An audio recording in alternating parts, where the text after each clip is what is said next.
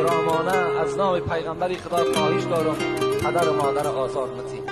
باور کنین اگر شما بخواهید که در قبر شما باغهای از جنت باشد و شما وارد جنت شین و قصرهای بهترین جنت از خود کنین، هر آینه پدر و مادر از خود راضی کنین.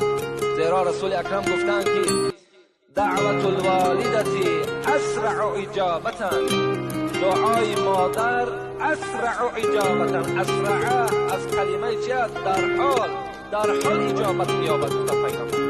دعای مادر در حال اجابتش میرسد. قیل لما یا رسول الله، پرسیدن چرا که دعای مادر در حال تاثیر میکند؟ گفت هی ارحم من الاب و دعوت الرحیم لا تسقطو.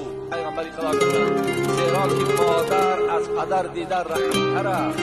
رسول الله گفتند و دعای رحیم، دعایی که آدمی که رحم داشت